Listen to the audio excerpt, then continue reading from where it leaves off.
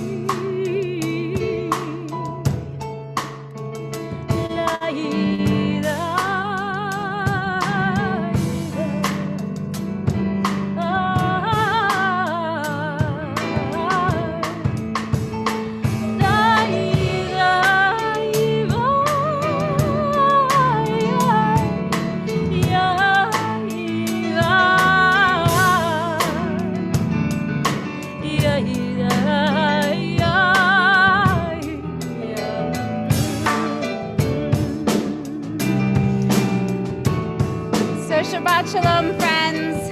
Welcome. In a moment, we're going to put some words up on the screen so that you can sing with us from home. Tonight, we're lifting up some sounds from our neighbors, those in our community who sing spirituals, gospel, music that really opens the heart deeply. Music that was the sound and still is of the civil rights movement, of the movement for peace, for equality. So join us. We'll start first with these words of intention for prayerfulness. Lord, prepare me to be a sanctuary, pure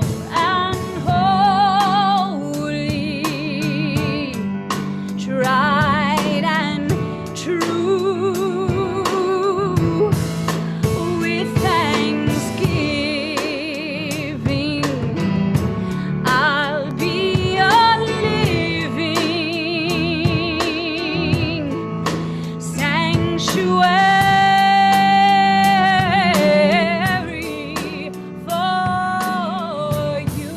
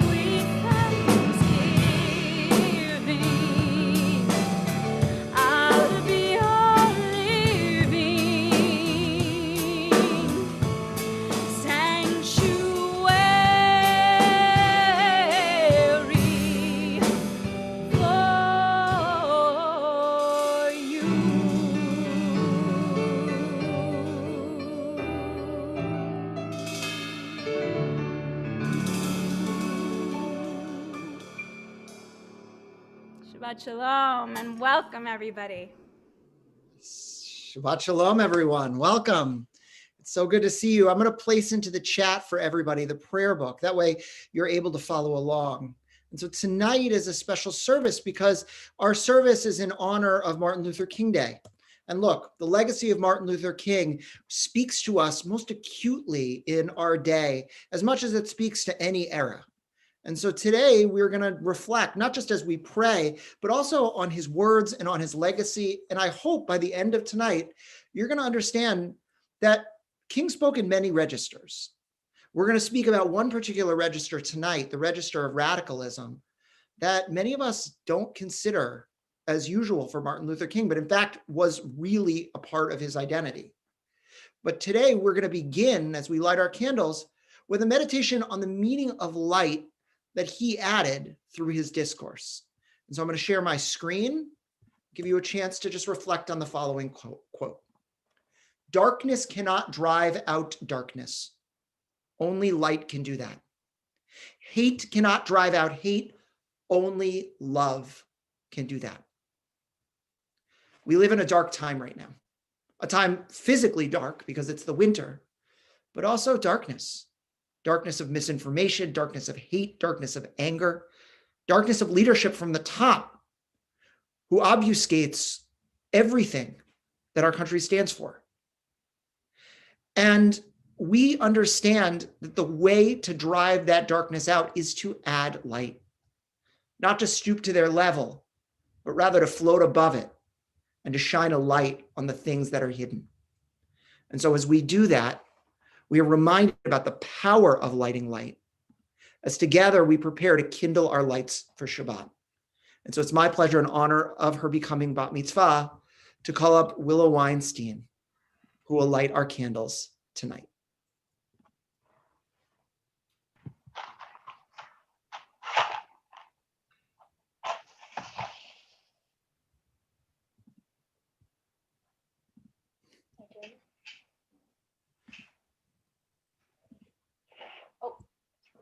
Candles out. Don't.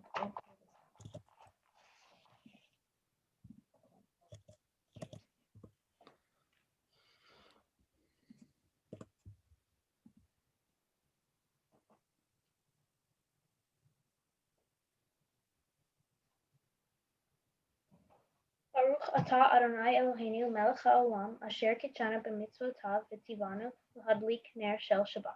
Amen. And we move forward, page number 5 in our prayer book as we join together in the Kiddush.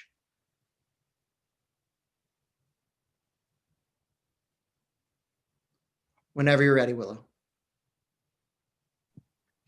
Baruch atah Adonai Eloheinu melech haolam borei peri hagafen. Amen. Baruch atah Adonai Eloheinu melech haolam asher kitshanu b'mitzvotav v'ratzah banu v'shabbat kodsho v'ahava uvratzon hinhilanu zikaron lema'aseh bereishit ki hu yom techila v'mikra'e kodesh zecher litziat mitzrayim kivanu b'charta ve'otanu kidashta mikol ha'amim V'shabbat kodshecha ve'achava uvratzon hinhaltanu Baruch atah Adonai mekadesh haShabbat. Amen. L'chaim. Well done. Yes, take a sip. We're going to move forward now. We're on page 20, and I'm going to once again paste the prayer book into our chat. You can follow along. L'chadodi.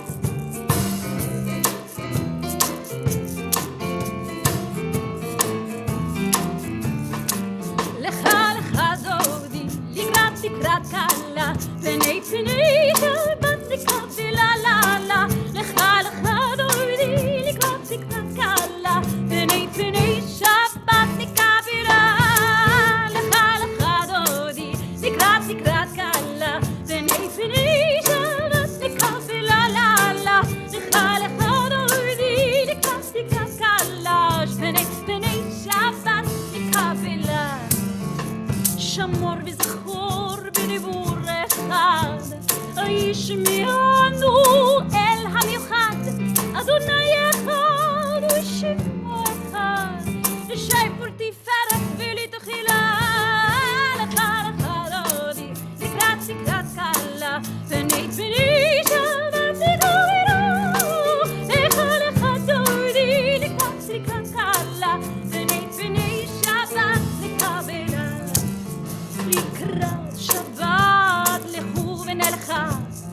כי מקור הברכה מראש מכרם נשואה זאת מעשה במחשבה תחילה לך דודי לקראת קלה בני שבת נקרא לה לך דודי לקראת קלה בני שבת נקרא verse 5 התעוררי כי בהורי קומי אורי שתדברי כי באות אדוני עלייך נגלה לך דודי לקראת קלה בני שבת נקרא לה לך דודי לקראת קלה בני שבת נקרא לה. If you are able, we invite you to rise.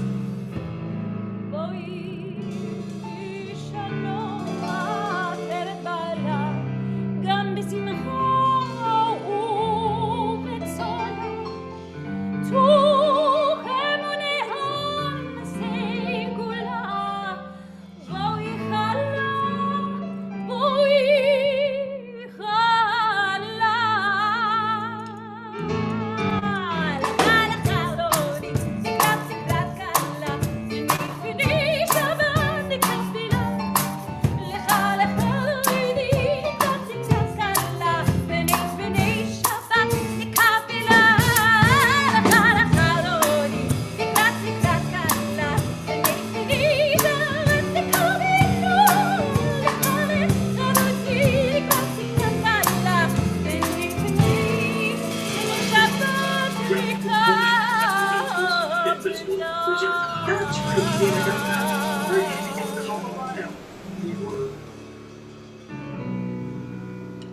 On page 28 for the Baruch.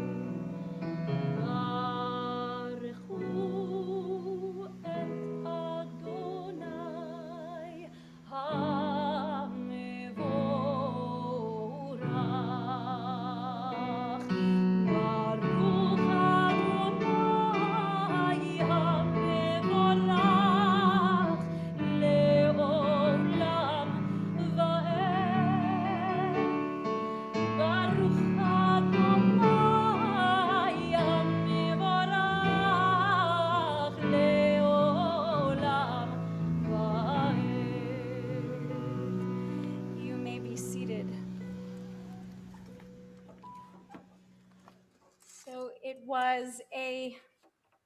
was really a labor of love planning for tonight's tefillah. And the reason why is because I'm so moved by the sounds of our brothers and sisters in so many of our church communities in our area and around and everywhere, and the music of lifting up all the awe of a connection to God and nature, and to say it and do it explicitly, nothing in between us and the awesomeness of it all. And tonight, I thought we could take a moment and lift our hearts with the song, What a Wonderful World, which does an incredible job at speaking into our hearts what I think is the true essence of the Ma'ariv Aravim and our Yotzer, or our creation texts, that will have us look around at the natural world and be filled with total and complete awe, Norah, and that our hearts are moved when we allow ourselves to see that, feel it, take it in, and share it through loving the earth, our neighbors, the stranger, and of course, God and self. And so I invite you tonight to join us, sing from home, enjoy it. Believe me, it is prayer. And I hope you'll enjoy too these final verse in Hebrew written by Eli Mohar to help us connect all the dots. Here we go.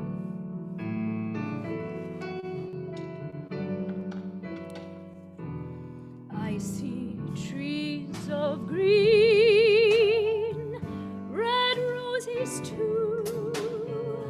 I see them bloom for me and you, and I think to myself, what a wonderful world.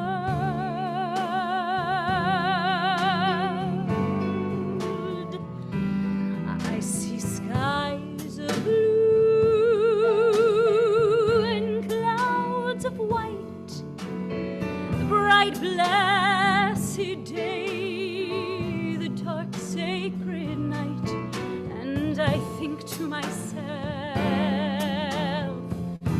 what a wonderful world.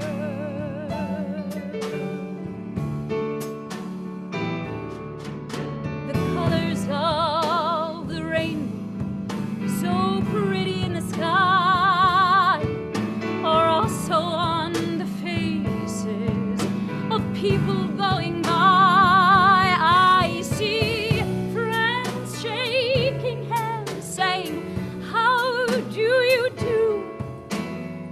They're really saying, I love you.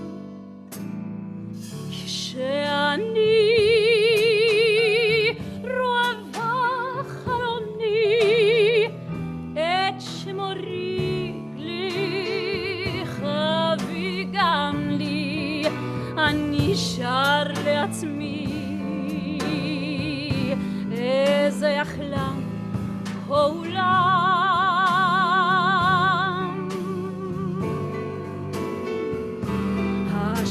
השמיים כחולים, ענן הוא לבן, והבוקר בהיר והלילה ישן, ואחלום לעצמי איזה יחלם לעולם.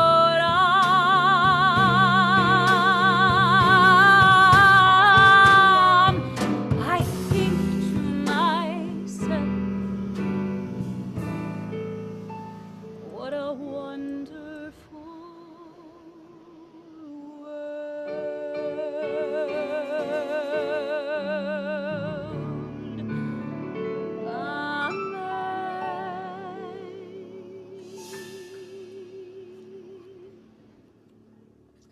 Continue on page 34. Shema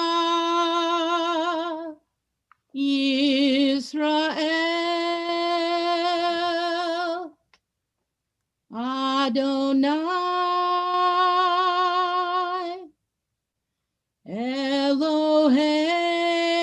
Eloheinu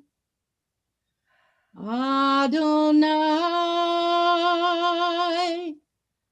Echad.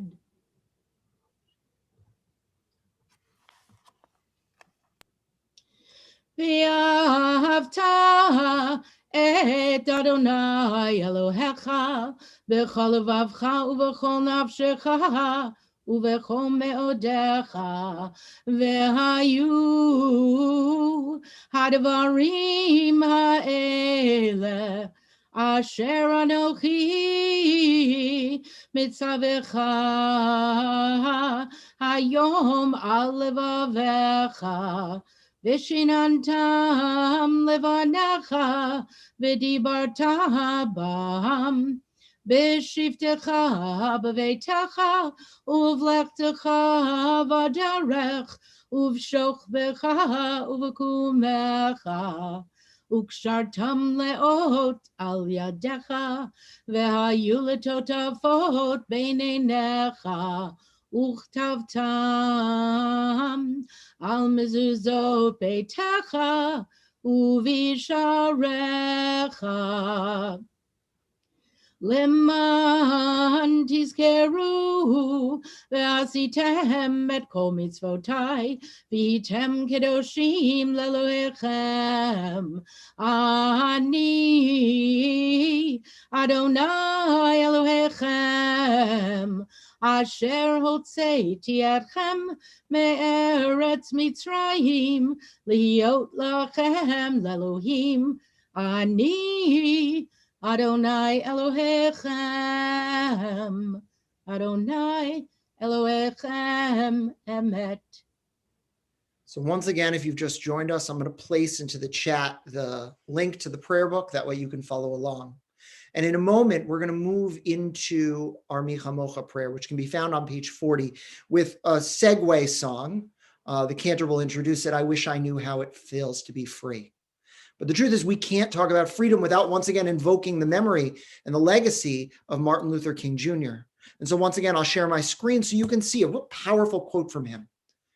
Freedom is never voluntarily granted by the oppressor. It must be demanded by the oppressed.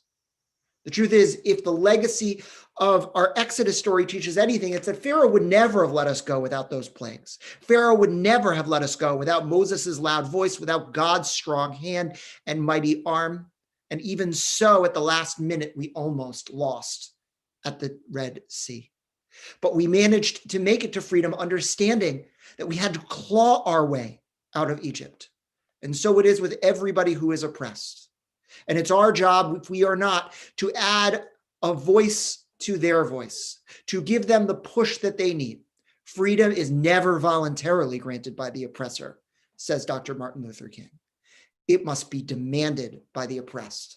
And the Exodus story is the ultimate example of that.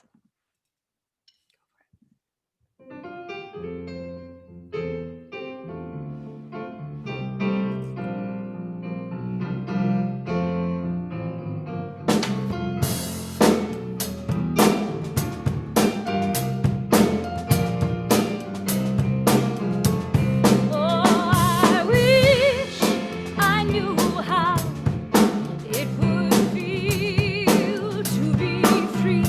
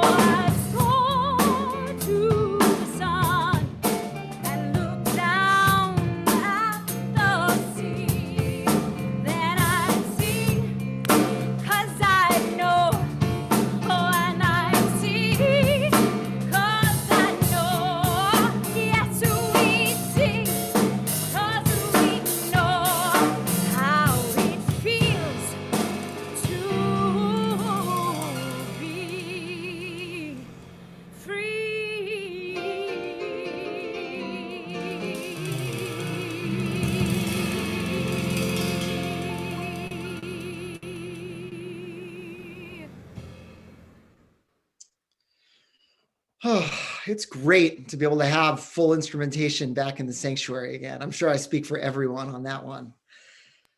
In a moment, we're going to turn to page 46 and we're going to move into our Amidah prayer, either praying the traditional words on the page or the words in your heart. And the Amidah is the part where you can pause during the service and think of those prayers that may not be formally in the prayer book. And so I want to invite you this Martin Luther King Day to reflect on who are the voices that still need to be amplified. What are the ills of the world that still need to be remedied? And when you do that, hopefully you can throw your prayers up into the universe, filling up the ether with hopes and dreams for our future.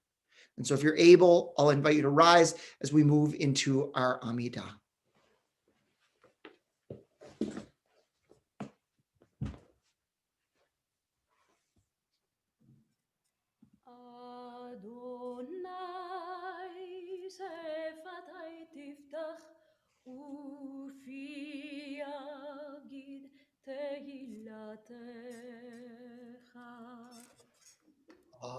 Adonai, open up my lips, that my mouth may declare your praise.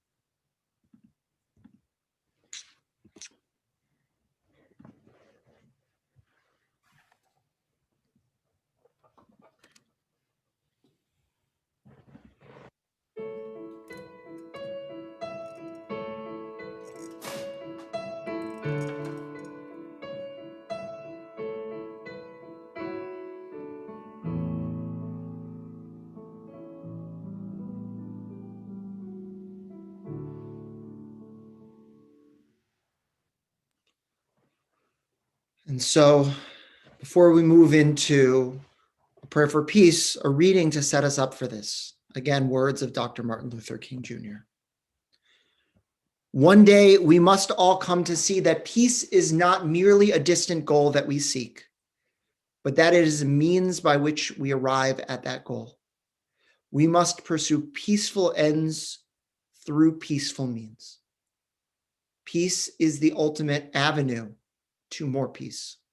And so as we pray for peace, we pray also that peace pervades all aspects of our lives, of our dialogue, and that we are able to bring a little bit more shleimut, a little bit more wholeness and peace into this world.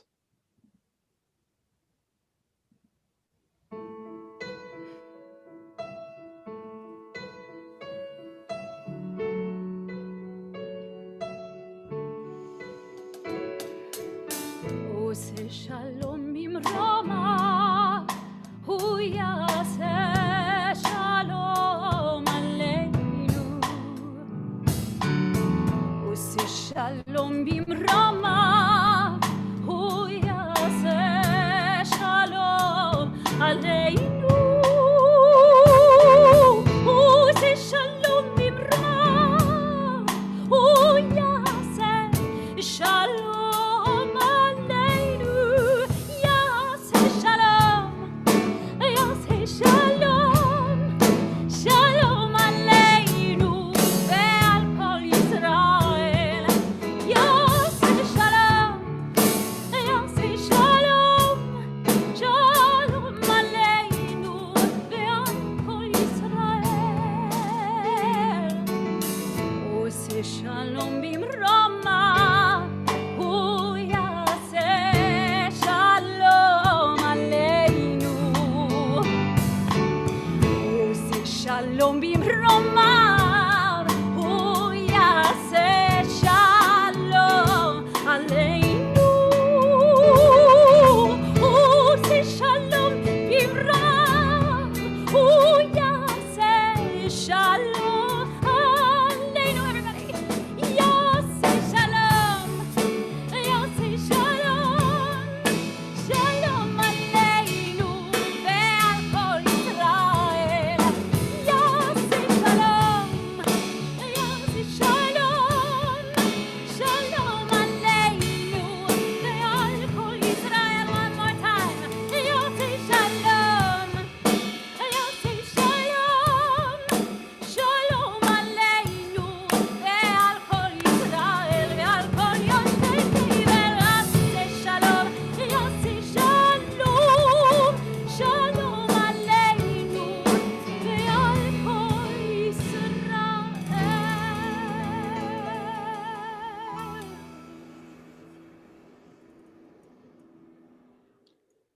So we've come to the part in our service now where we think of those who are ill and who are in need of healing, who are in need of a refuah shlema, complete healing of body, mind, soul, and spirit. And so in a moment, we're going to scroll a list of names onto our screen and hear a beautiful rendition of this prayer done by the Adelman family, by Beth and Bob Adelman. And so I'll invite you, as you hear these words, to paste into the chat other names of people for whom you are thinking, who are in need of healing.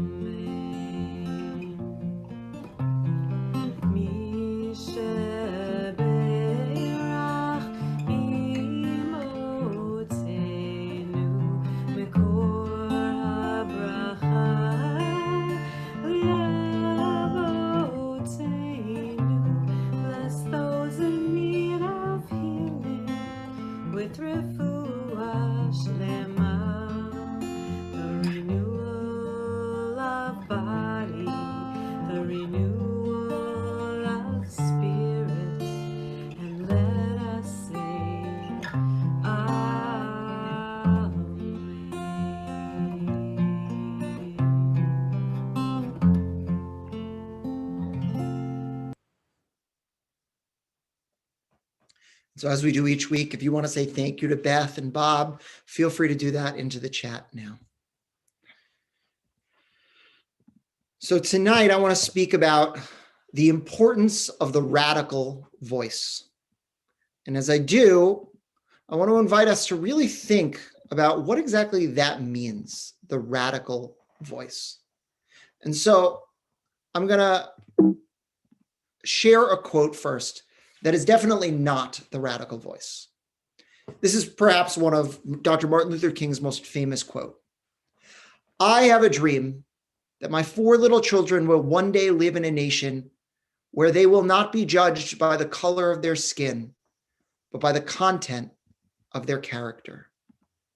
Now, many of us know this, and many of us have been raised with this particular quote, especially being woven into what it means to celebrate the legacy of Dr. Martin Luther King.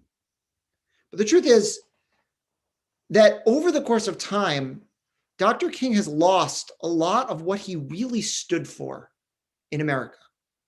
In fact, you'll find that people who actively work against many of the things that Dr. King would have stood for, people who are racist themselves and are not willing to admit it, people who do things that oppress the poor or minority populations, still quote, especially the I Have a Dream speech. In fact, Dr. King's legacy has been watered down so much in this country that he stands for this kind of sense of goodness and justice and love that doesn't mean anything anymore. But the truth is, if we mine his words, if we pay attention to who exactly he was, I want you to see just how radical he actually was. So I'm going to share my screen again, and I'm going to give you 3 quotes that you may never have heard from Dr. King. The first one goes like this. If peace means a willingness to be exploited economically, dominated politically, humiliated and segregated, I don't want peace. If peace means being complacently adjusted to a deadening status quo, I don't want peace. If peace means keeping my mouth shut in the midst of injustice and evil, I don't want peace. Peace is not the absence of conflict, but the existence of justice for all people. So that's one quote. I want to give you the next one. The evils of capitalism are as real as the evils of militarism and racism. The problems of racial injustice and economic injustice cannot be solved without a radical redistribution of political and economic power. And finally, this quote. But it is not enough for me to stand before you tonight and condemn riots. It would be morally irresponsible for me to do that without at the same time condemning the contingent, intolerable conditions that exist in our society. These conditions are the things that cause individuals to feel that they have no other alternative than to engage in violent rebellions to get attention. And I must say tonight that a riot is the language of the unheard. And what is it that America has failed to hear? It has failed to hear that the promises of freedom and justice have not been met. And it has failed to hear that large segments of the white society are more concerned about tranquility and the status quo than about justice and humanity. Now, I imagine that for some of you, these sentiments were new, that Dr. King was bordering on socialism and potentially even communism, that he was radically anti-war, and that he was actually pro, at certain points, riots. The man who we credit with living out Gandhi's legacy, who in turn, by the way, learned nonviolence from Henry David Thoreau, an American, who piloted that in things like the March Across the bridge in Selma, the things like the Montgomery bus boycott, that he still would be incredibly radical. And because we don't like that, because it makes us uncomfortable, we tend to discount it and to only hold up those pieces of him, like his I Have a Dream speech, which were easily palatable. But look, he was talking to a lot of us when he was talking about the problem with middle-class white folks. And he was saying that, look, the biggest problem that he can see right now is not necessarily the people on the other side shouting the opposite, because they are people that you can target. They are people that you can work against. For him, at certain points in his speaking, he spoke about the fact that those who were calling for peace, those who were calling for tranquility, those who were calling for calm, those who were calling for compromise, they were actually the most dangerous, because they thought in their mind that they were doing well, but they were actually undermining a struggle that needed to happen. Now, when I call Dr. King a prophet, I mean it. Because actually, and I got in trouble for this during the high holidays, a prophet is a unique ilk.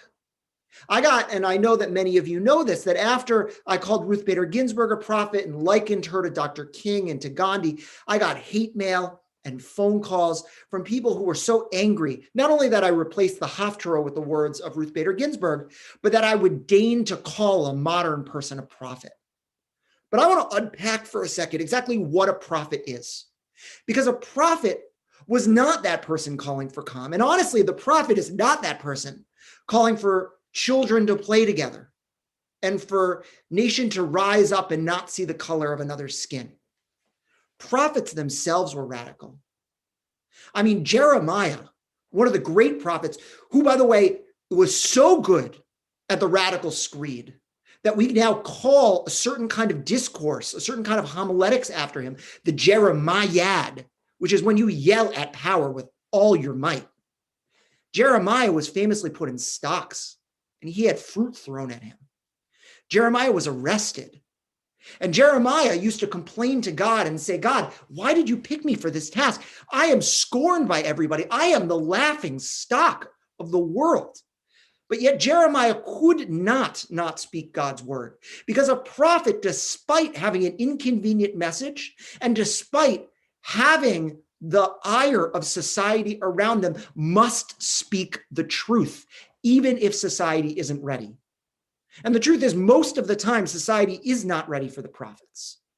I've been doing a lot of thinking about it, and the truth is the majority of the prophets in the Bible, with a few notable exceptions, Nathan in the book of Samuel and Jonah in the book of Jonah, were actually not very effective. Their job was simply to scream out the truth, to make it so that it rang in people's ears, to overwhelm them with things like righteousness and justice. It was not to try to move people's hearts and minds. Because sometimes people just aren't ready for the truth. But every generation needs its prophets. Because the truth is that every once in a while, society is ready for a paradigm shift. And when it is, you need the voice to push us over the edge. And the truth is, the pragmatic, the safe, the calm, the peaceful voice, that's not what gets us there. It is the voice that cries out with agony. It is the voice of deep commitments to justice. It is the voice that speaks in hyperbole because it moves your heart, not necessarily because it intellectually makes sense.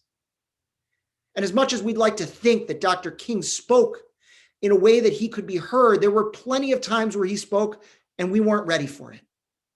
But the truth is, he was above and before his time. And when he spoke out vehemently against the war, eventually society caught up with him. And when he spoke out early for integration and for civil rights, and the world wasn't ready yet, a few years later, they got there.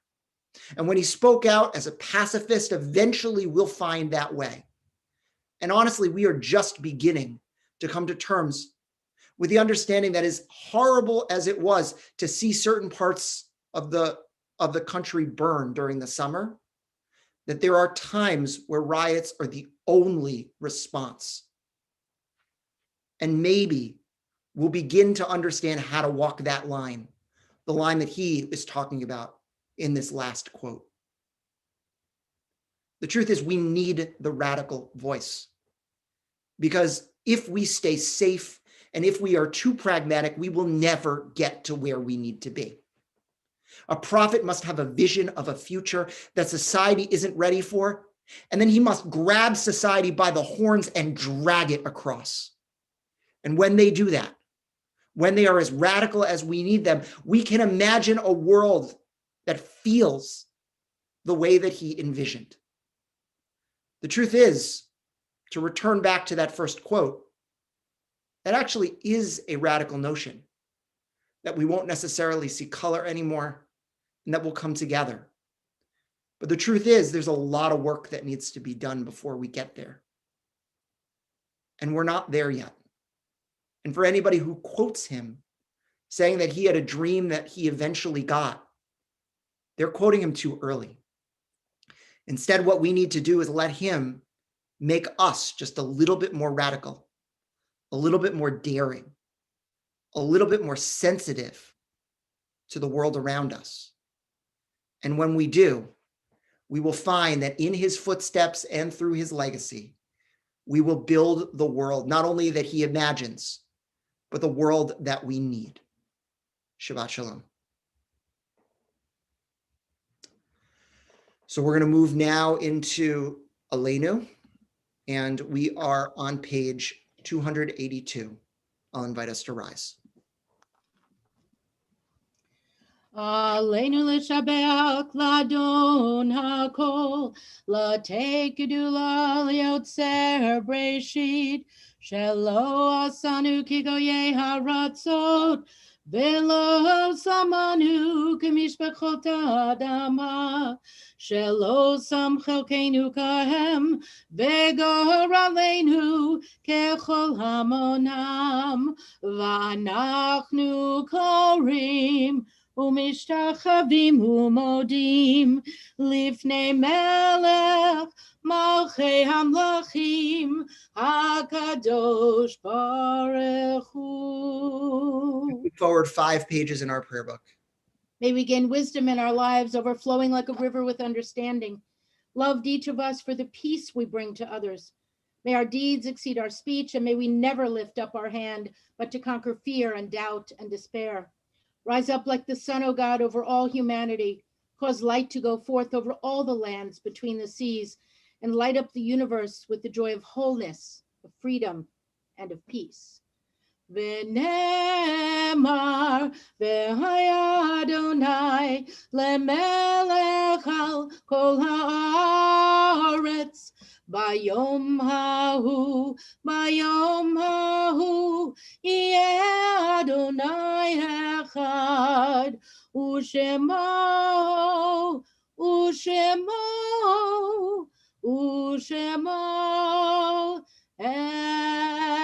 echad. So we're going to take a moment now, and we're going to think of those who we have loved and who we have lost.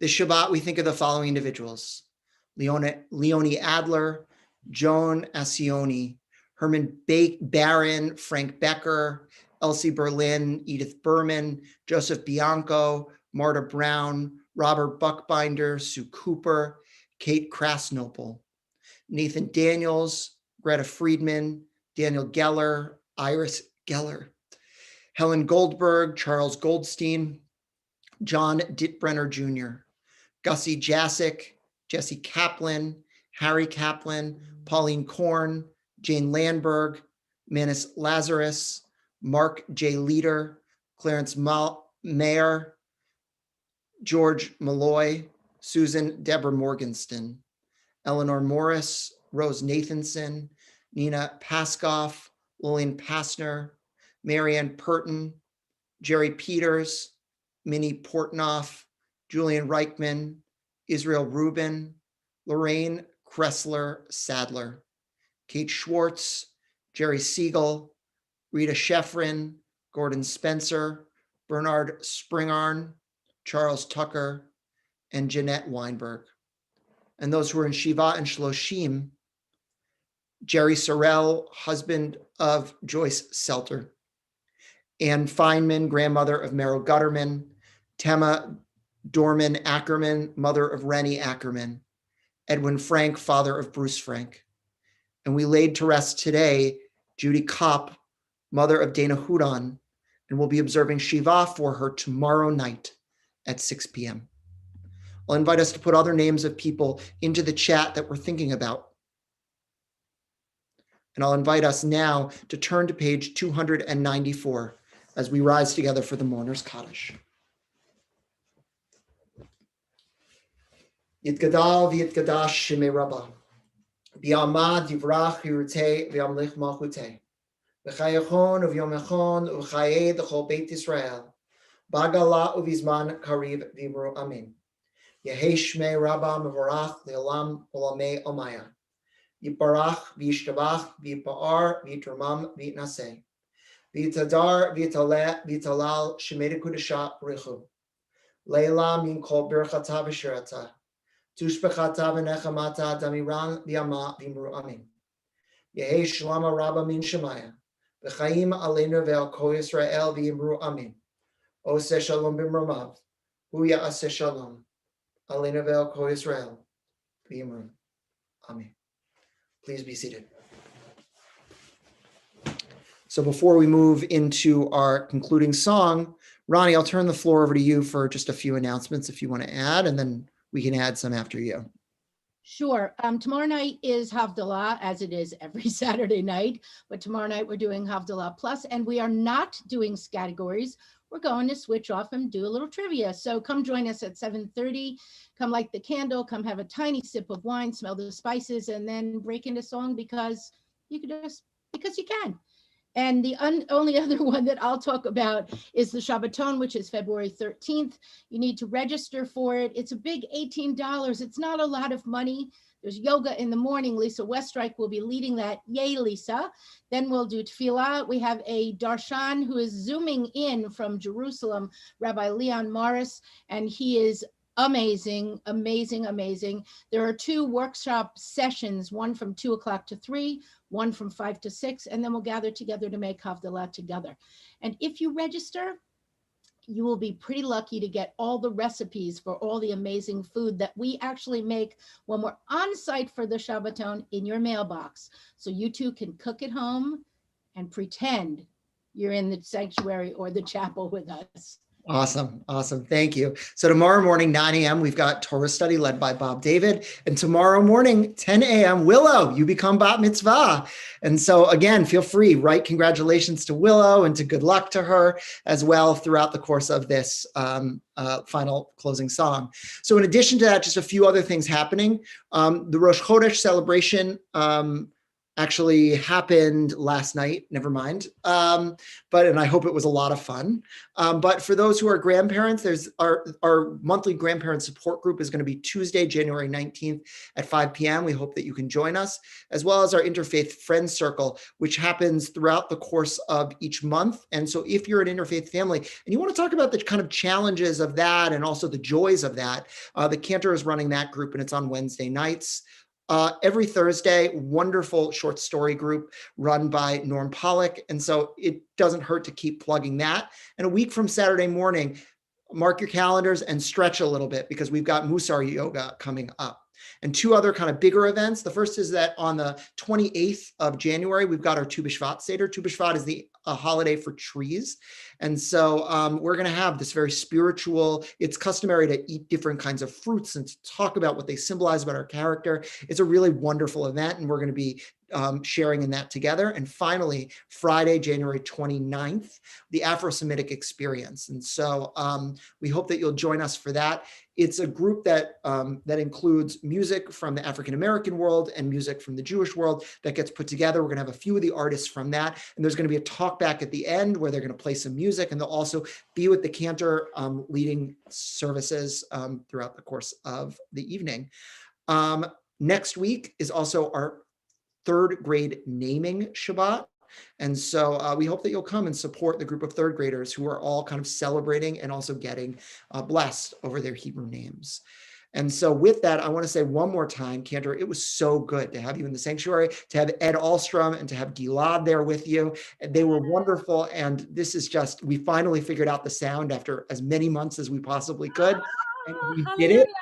And it was like a taste of nostalgia for me, and hopefully more coming forward. So yes, there will Cantor, be. you take it away. All right, friends, we're going to end together.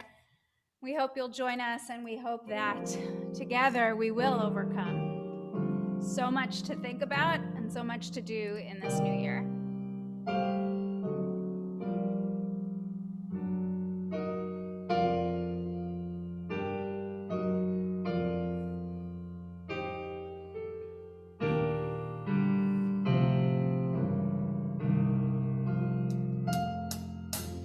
We shall overcome.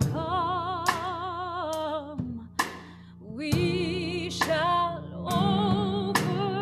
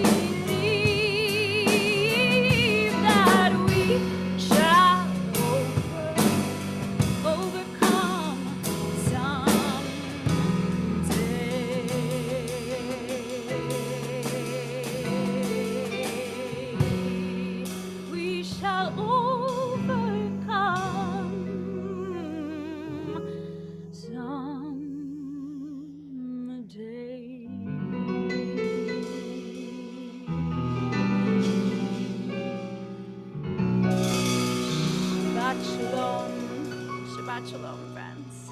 Shabbat Shalom. Let me let you see our band just real quick. You guys got lots and lots of shout outs. Woo! That's our next that's the next thing we're gonna do. We're gonna figure out how to do the camera and the sound all at the same time. Shabbat Shalom, everybody. Shabbat Shalom. Shabbat Shalom. Shabbat Shalom.